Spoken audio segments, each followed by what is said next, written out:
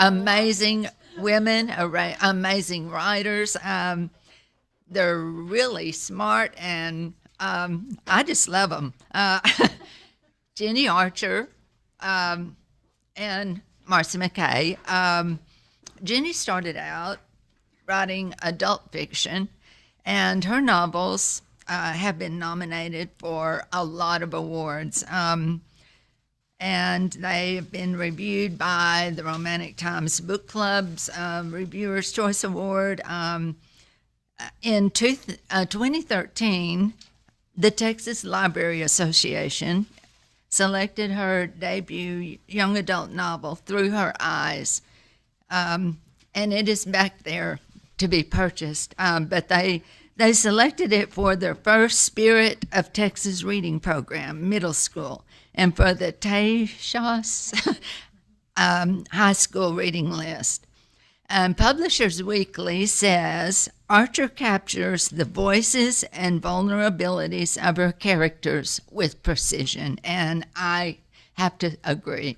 I've known Jenny for a lot of years. In fact, when I came to speak in 2001, I think, and joined, Jenny was, her face was, I never forgot you.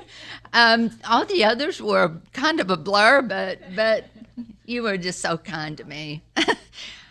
Marcy McKay is an award-winning author of short stories, magazine articles, and 4 novels. She's written for Writer's Digest, Accent West, and Roots and Wings. Her debut novel is Pennies from Burger Heaven, and if you haven't read that, oh my gosh, you really, it's about a little homeless girl, and the story will really touch your heart. It's one of the best books I've read in a while, and it just stays with you. It's been probably 6 months since I read it, and the story is still just as fresh. Best-selling author A.G. Howard says about the book, against the gritty backdrop of an inner-city ghetto rises the unforgettable voice of 11-year-old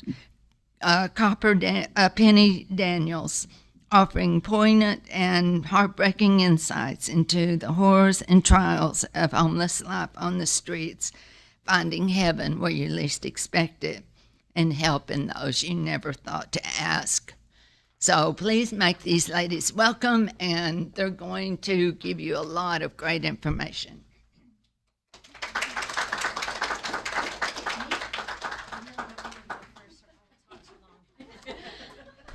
I told Jenny not to let me go first because I will talk too long, but I am Marcy McKay, like Linda said. I am an Amarillo native, born and raised.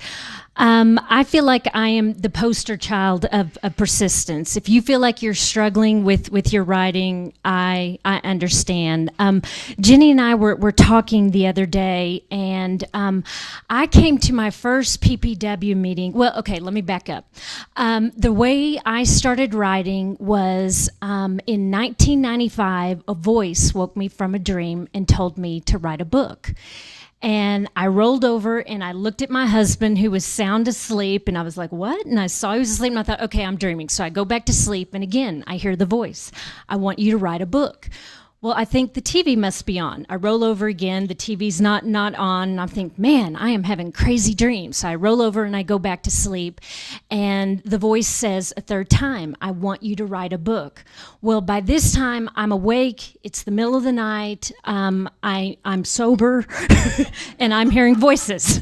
And so it only took me 4 novels, 2 agents, and 20 years to get a published book. So if you feel like you're banging your head against the wall, I have been there, and I have done that. And I actually met Jenny at my very first meeting. I met Kimberly Willis Holt at that meeting. She was just about to publish My Louisiana Sky, and what big award did that win? The, dadgummit, I should know that. New Book Award? Is that what it's called? No, it's not Newbery. Okay, I'll look it up. Anyway, she won a huge award. Oh, what did Zach? That's right. That's right. And Zachary Beaver, when Zachary Beaver came to town, won the National Book Award. So anyway, she was about to become a very big deal. I met her at that meeting. You know, I didn't even know what the word genre meant when I came to my meeting. A freaking voice told me in the middle of the night to start writing. And so I felt like I needed to heed the call. And it's been a wondrous and torturous journey, but I'm so glad that I've done it. And I just want to throw a pitch on what Kimberly said about being on the board here. I was on the board 2 different terms as the program chairman, and I had learned what the word genre meant by the time they asked me to be program chairman, but I felt so unqualified, and I can promise you 99.9% of the people felt unqualified. Kimberly, about how many hours does it take each month? We meet once a month, and we have an hour meeting. Your job.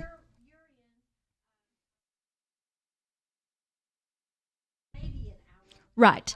So not hugely time consuming. And so that's my pitch for you to really consider to being on the board of directors here, because that's when my writing took off, is when I started giving back to the group. And what was so cool for me is some of the writers were local that we had as speakers, some were from out of town, and to meet these writers and these writers who were doing incredible things, who'd won amazing awards, and yet they were just people. They were just people who had to deal with family struggles and financial problems and, older parents and, special needs kids and life is really, really messy, and yet they were still finding time to write and publish, and it was just very, very inspiring. So I really, really would encourage you to serve on the board for, I want to say PPW, High Plains, Texas Writers, whatever we are now. Anyway, okay, Jenny Archer, give her a big hand. Okay. Wow.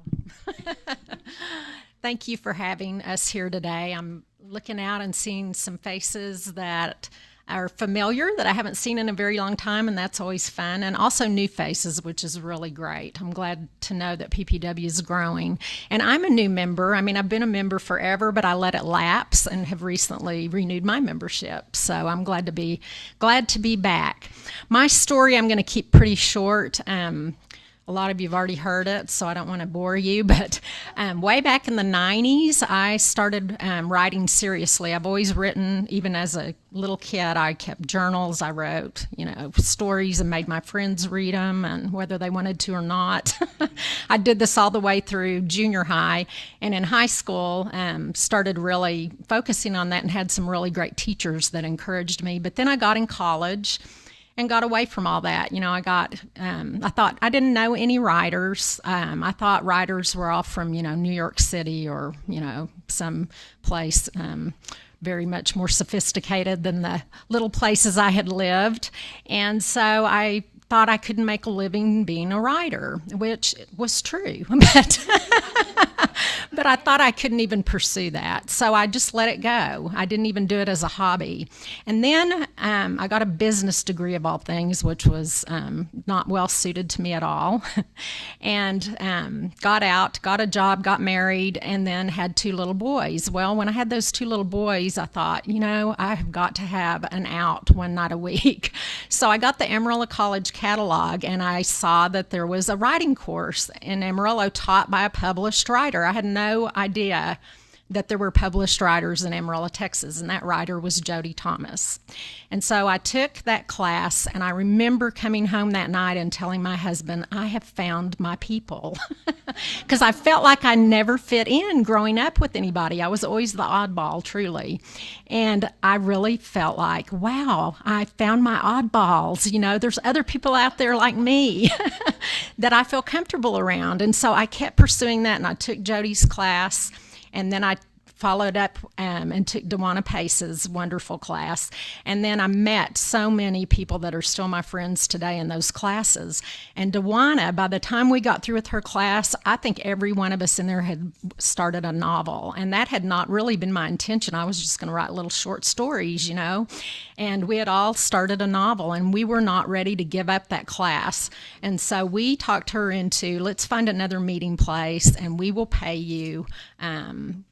Since it won't be through Amarillo College, we'll all pitch in and pay you. And we had like a big giant critique group. And so we met and did that. And it just went from there. And so 5 years later, I sold my first novel, which was called Body and Soul. And I wrote romance novels for a little while. I'm one of these, this is not a good pattern to follow. I've done a little bit of everything. I've written romance novels, women's fiction, young adult novels, nonfiction. I just now self-published my first children's picture book on Amazon. And so I've written personal histories. I've just done a lot of different stuff, which for me keeps me interested, but not really probably if you want to, make the big bucks, that may not be a pattern you want to follow. But anyway, that's kind of my story. I sold my first book by a contest we had a romance writers chapter here at one time, and it was functioned a lot like PPW, and we had writing contests that were judged by editors, and the editor asked to see my book, and that's how I sold my first book. So these sort of organizations are so wonderful, especially if there's a writing contest attached to it. So that is my writing story, and I think I'm going to start this off. And what we're going to talk about is, how to make your characters come alive on the page. And there's so much more to it than we can cover in one morning. So we're going to give you just a little piece of that. And for a lot of you, this is going to be repeat information that you've heard before, but I hope you also pick up something new from it.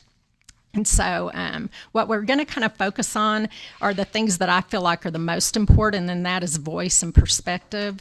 But in order to get to that, we got to talk a little bit about point of view. And let me get my notes. On your handout that I gave you, actually, we're going to start backwards from how that is, so flip over to the back. And we're going to start by talking about point of view and your point of view character. And point of view is really just writer speak for, the character that you're speaking through, whose head you're in.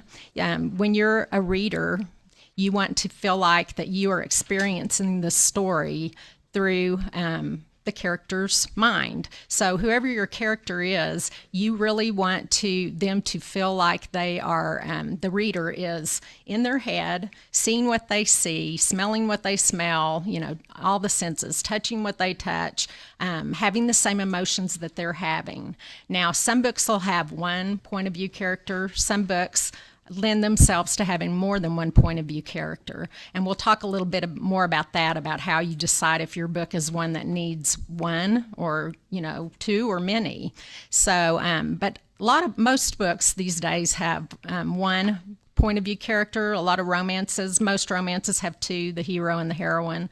But there are literary novels and mainstream novels where you will have many point of view characters. Okay. So Agent Donald Moss, if any of y'all know who Donald Moss is, he wrote a wonderful book that I recommend to all of you, Writing the Breakout Novel, and it also comes with a notebook, a workbook. And he's an agent who knows his stuff. I mean, he really takes you through just everything, characterization, plotting, pacing, everything it takes to write a book. And so these are some really good resources, and there's a lot of exercises in the workbook that will take what he's taught in the book and help you work on your own novel doing that. Or I don't have the book. I just have this workbook, and it's like my Bible with every story I go through with my novels.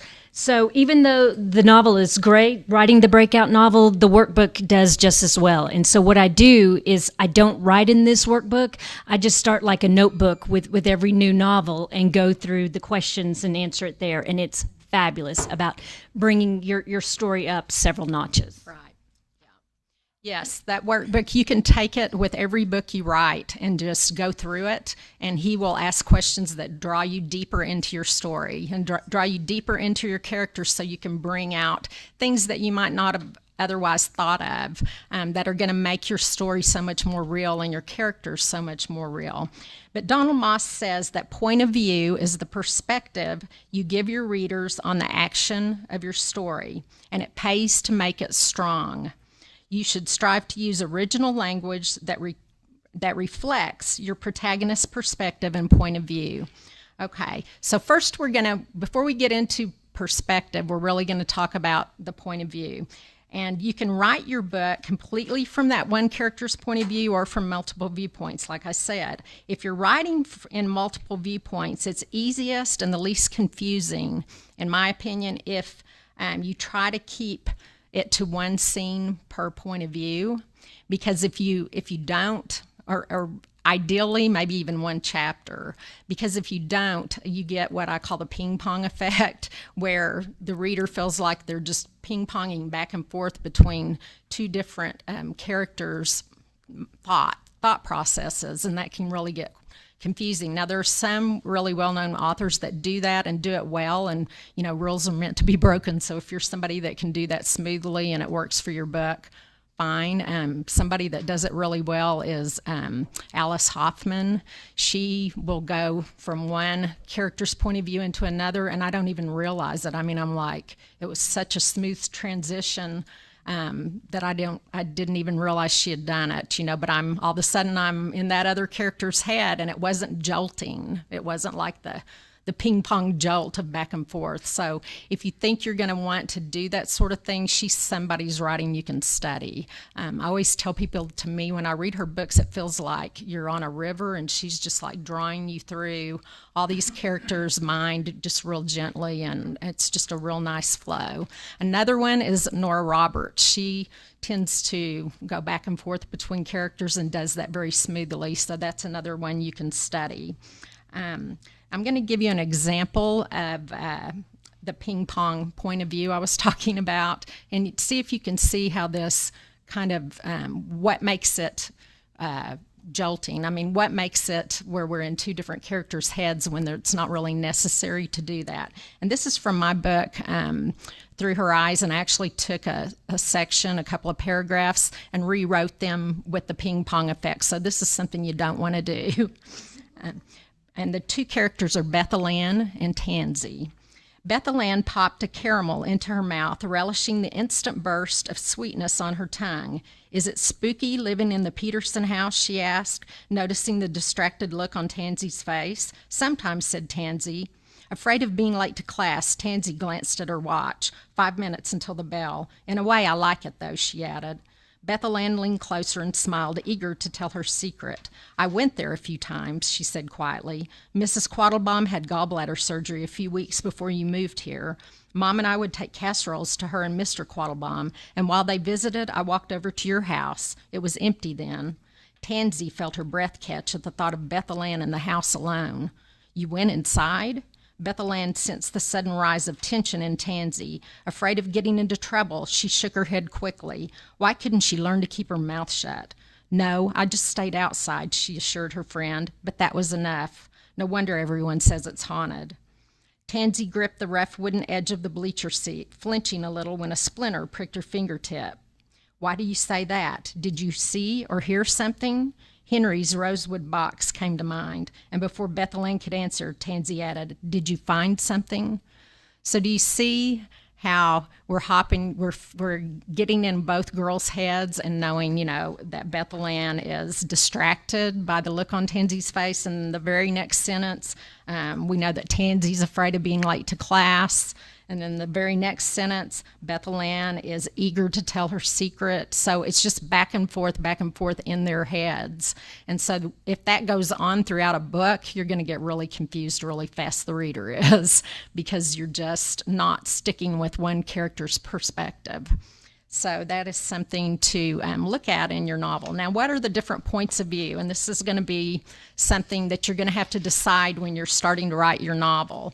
And the most common types are first person present tense, And that is like, I open the kitchen door, I see Mary standing at the sink and cross to her.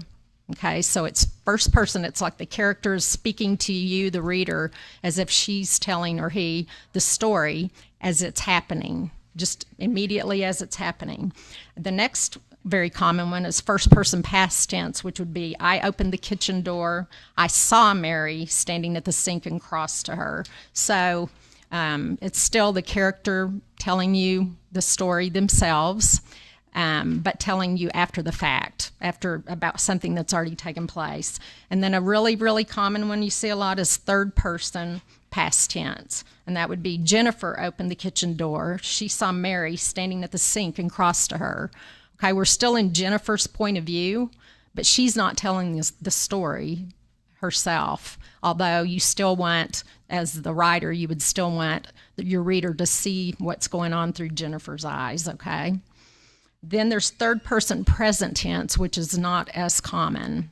And that is, like, Jennifer opens the kitchen door. She sees Mary standing at the sink and crosses to her. So it's, Jennifer's story being told as it's happening in real time. And then there's a really interesting omniscient point of view, which books way back in the, like in the early 1900s and even prior to that, you saw a lot of it. You don't see so much of it anymore. If you do see it, you tend to see where maybe a book opens with it, and then it will kind of morph into one character's point of view or two characters' points of view. And omniscient point of view is like there's a being up here, God or whoever, looking down and telling you what's going on with all these characters. And that narrator, who's not maybe not a character in the book, can tell you things that the characters might not know and things the characters might not see and that sort of thing. And so that's what I call omniscient point of view. It's also called, let me see, you might hear it called like, I'm going to have to look that up. I can't remember. It's like a narrated point of view, I think is what they call it. That would be something to the effect of like this. A sudden gust rustled new leaves on the oak tree beside the red brick house. Texas Panhandle Springs are known to be windy, and the old house had stood strong against the onslaught of 82 such springs. The window panes, though, were new, last year's edition, and they rattled in their frames, shaken by the force of the wind. On the other side of those panes, inside the house, two women stood in different rooms, worrying the same worries, trying to summon the same strength that the house possessed. The younger of the two, Jennifer, paced across the living room. Notice I made Jennifer the younger of the two women. When she came to the door that led into the kitchen, she hesitated, then reached for the knob and twisted it. The squeak of the door opening drifted to Mary, where she stood at the sink. She glanced over her shoulder and her gaze met Jennifer's. Jennifer crossed to her. Okay, so you see the narrator telling the story is telling you things these two women can't know. They don't know they're worrying the same worries. They can't see each other standing in different rooms and know all of that. Now, if you were going to do that to open your story, that would probably be, after the first couple of paragraphs, a good place to morph into that, either go into Jennifer's or Mary's point of view at that point. So, and you'll see that pretty often in books nowadays, especially literary novels or very mainstream novels. But they usually keep that part pretty short and then go on to one character. The Book Thief is one, yes. Death is the narrator, the great example. If you haven't read The Book Thief, I really recommend that you do that. Another book that everybody's read, I'm sure, is The Great Gatsby. Now, that narrator is a character in the book, but he's not the main character. So, that's something you don't see often, but that's another approach you can take. And that's also not really it's kind of an offshoot of the omniscient point of view. They're using a character, but he's not really, that important of a character in the book. He's just somebody that knows the story and is telling the story, even though he's not the main character.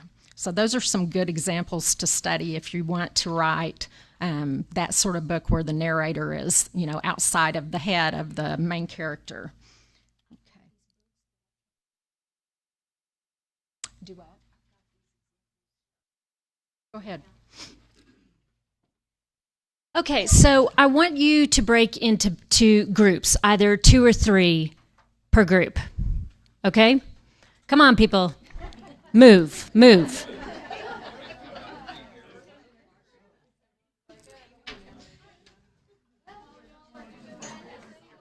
Okay, perfect.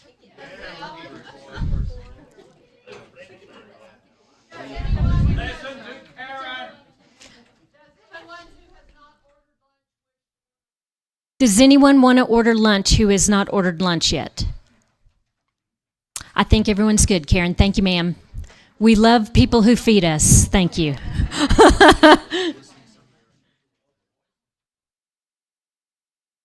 No, I'm good, Jenny. No, we're good. Thank you very much. Okay, so going back to point of view, here are your 5 choices. Write these down if you haven't already. There's first person present tense, and that's like I opened the door.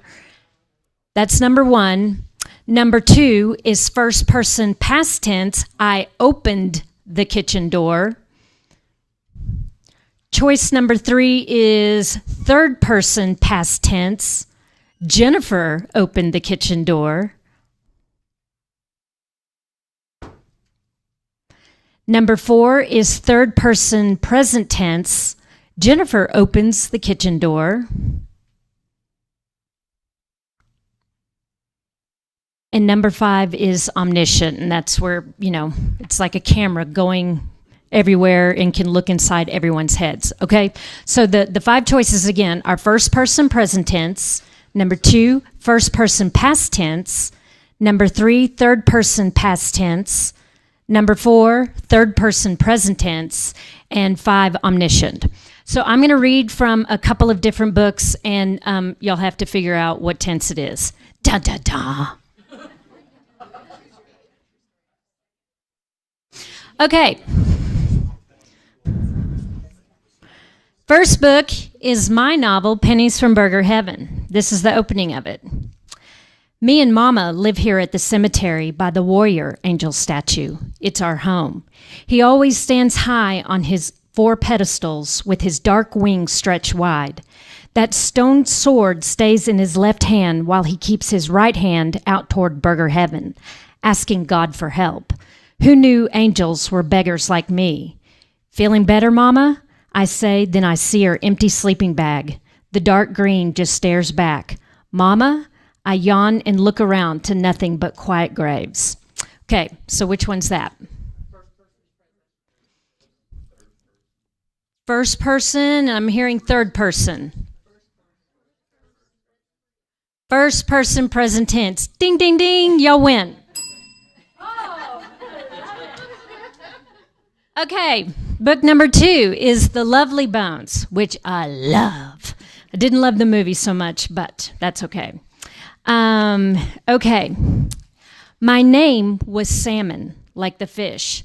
First name Susie. I was 14 when I was murdered on December 6, 1973. In newspaper photos of missing girls from the 70s, most girls look like me. White girls with mousy brown hair. This was before kids of all races and genders started appearing on milk cartons or in the Daily Mail. It was back when people believed things like that didn't happen. In my junior high yearbook, I had a quote from a Spanish poet my sister had turned me on to, Juan Ramon Jimenez. It went like this: if they give you ruled paper, write the other way. I chose it because it expressed my contempt for my structured surroundings a la classroom, and because not being some dopey quote from some rock group. I thought it made me sound literary. I was a member of the chess club and chemistry club and burned everything I could to try and make home ec club in Mrs. Delmenico's home ec class. My father's favorite teacher was Mr. Bott, who taught biology and liked to animate the frogs and crawfish we had to dissect by making them dance in the waxed pans. Okay, what person is that? All right, first, that's most everyone says first person past. Anything else? We have a winner. Ding for me, mister. This is The Hours by Michael Cunningham. Michael Cunningham was the keynote speaker here years ago when PPW still hosted our Frontiers in Writing Conference. And I got a signed copy. He won the Pulitzer for this novel, I think, in like 1999 or 2000. He was my literary crush. Jenny's in love with Stephen King. I'm in love with Michael Cunningham. Her author could beat my author up. No, like with one hand tied behind my back. But mine is more handsome and dresses snappy. Okay, so this chapter is called Mrs. Dalloway.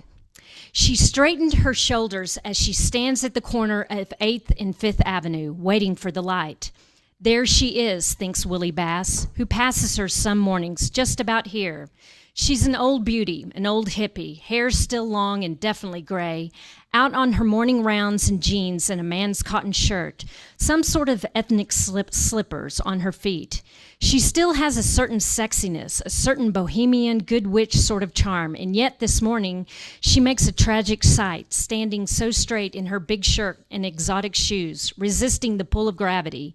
A female mammoth already upon its knees in the tar, taking rest between efforts, almost nonchalant, pretending to contemplate the tender grasses, waiting on the far bank of its beginning to know for certain that it will remain here, trapped and alone after dark where the jackals come out.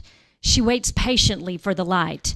She must have been spectacular 25 years ago. Men must have died happily in her arms. Willie Bass is proud of his ability to discern the history of a face, to understand those who are now old were once young. The light changes and he walks on.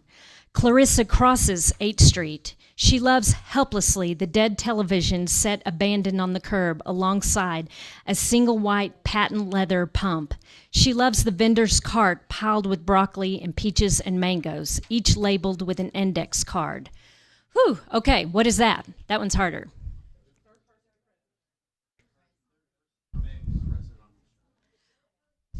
You know, it kind of goes either way, but they list it as omniscient because they're in Clarissa's head, they're in Willie Bass's head. It is third person present, so both those answers win. Right.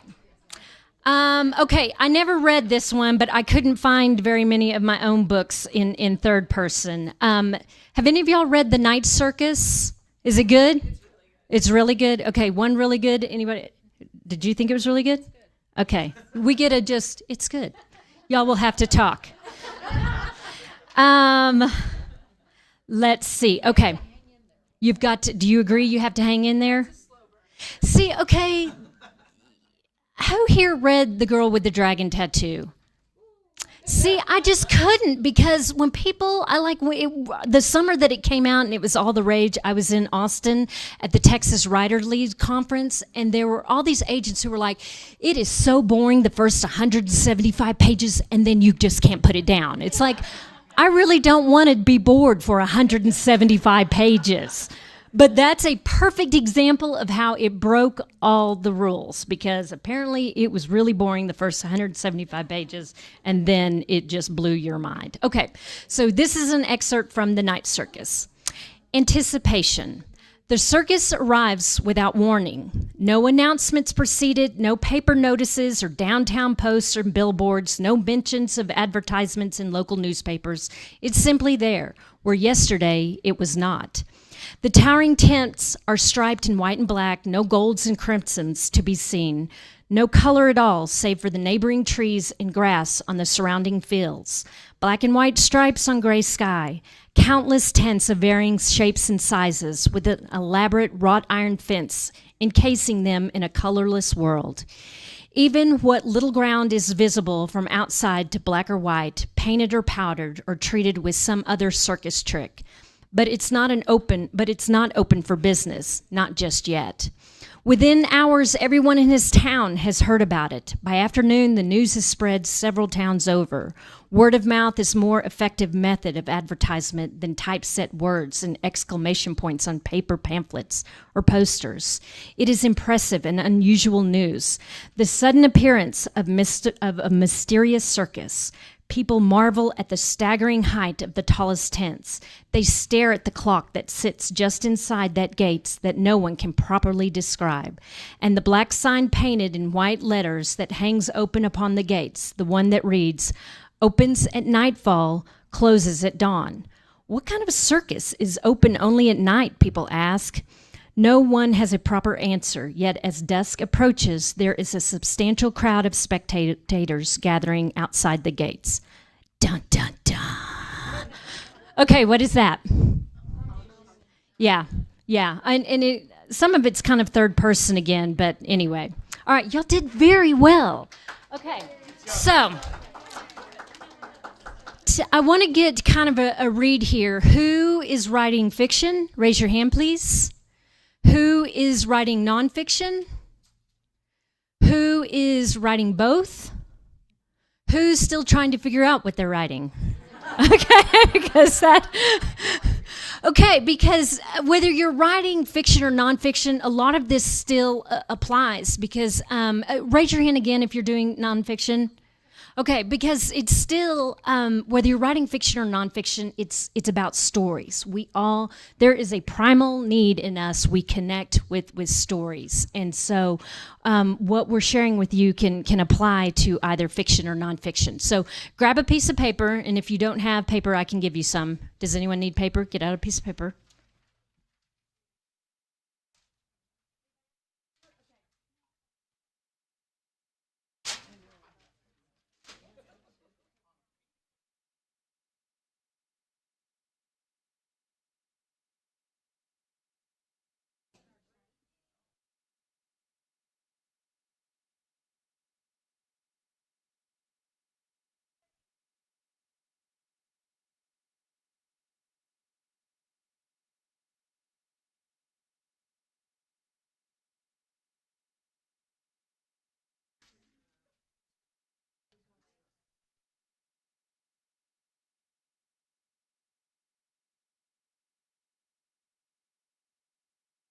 Okay, so whether you're writing fiction or nonfiction, I want you to write down a character's name, someone that you want to write a scene about from your story.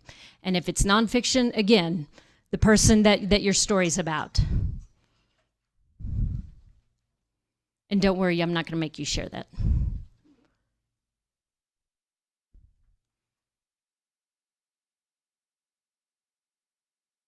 Okay, now I want you to write a scene about this character, what they do in the grocery store. Even if it's nonfiction, your dysfunctional parents, what would they do?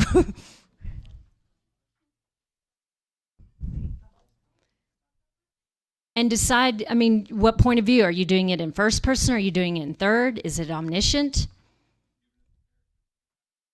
That's fine. If it's 2,000 years old, it doesn't have to be a grocery store. Use your imagination, modify and adapt.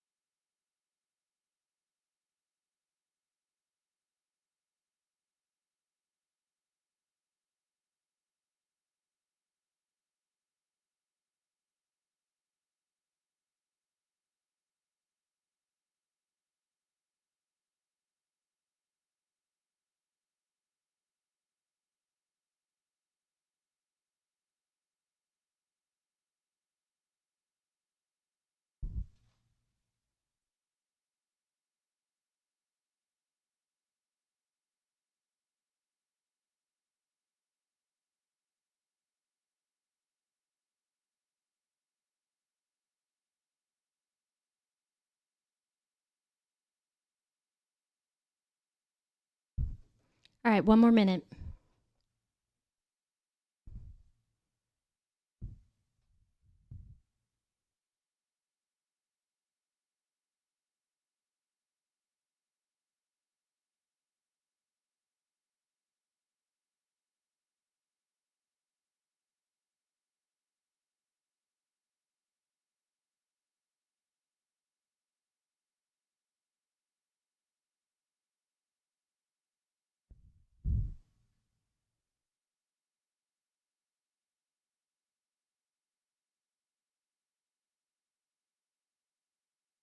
Okay, stop. Who wrote in first person? And it doesn't matter if it's past or present. Who wrote in third? Okay, who wrote in omniscient? Okay, now I want you to take the same scene and write it in a different person. So if you wrote it in first, I want you to do it in third. If you did it in third, I want you to do it in first. And same thing with omniscient. If you did omniscient, write it in first. Ready? Go.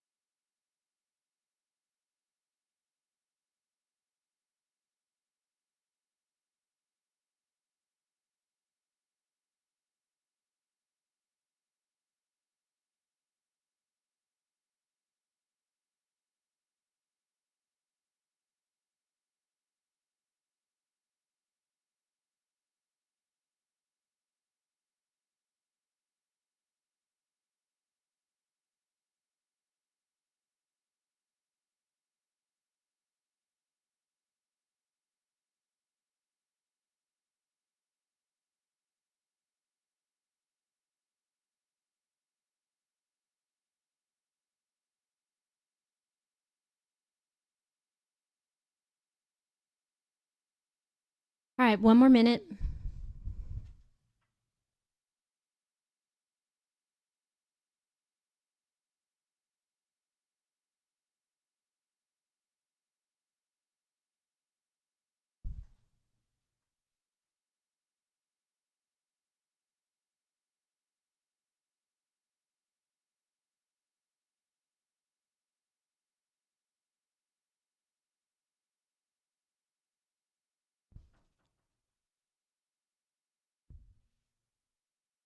Okay, now I want you to stop. Turn back to your group.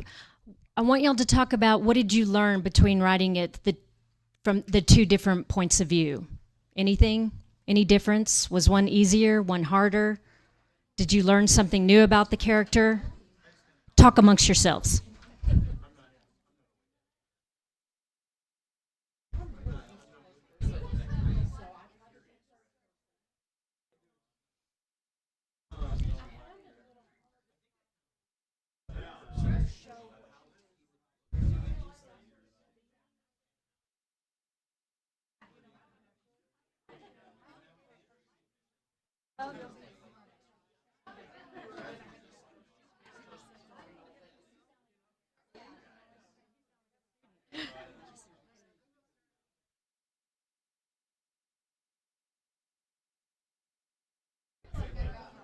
Yes.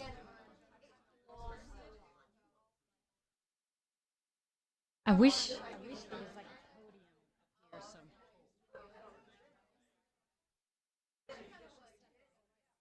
Yeah. Okay. Who wants to share what you learned? What was different? Was one easier than the other? Everybody listen up.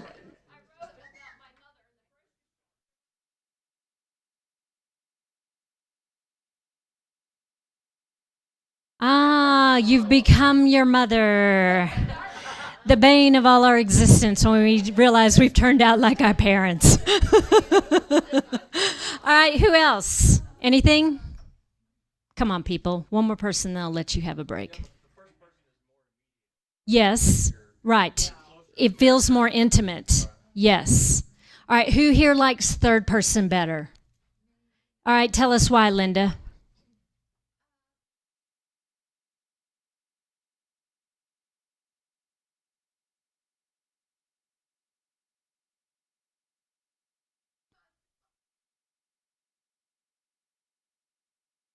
Yeah. Patsy Ray, it's more liberating?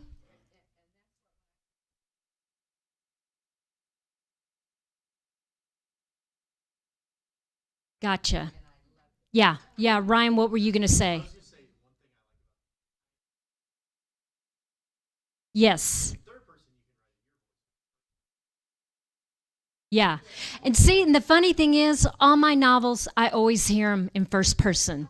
It's been weird being an 11-year-old homeless girl. There you have it. Yes, sir, and then we'll take a break.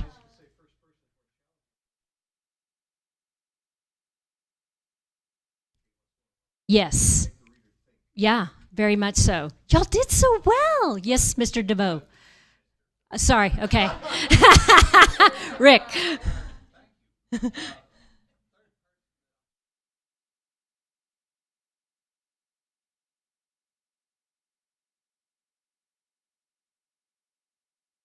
Yeah.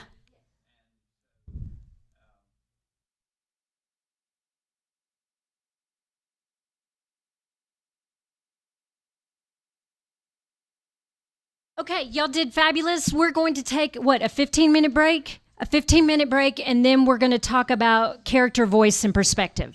All right, thank you.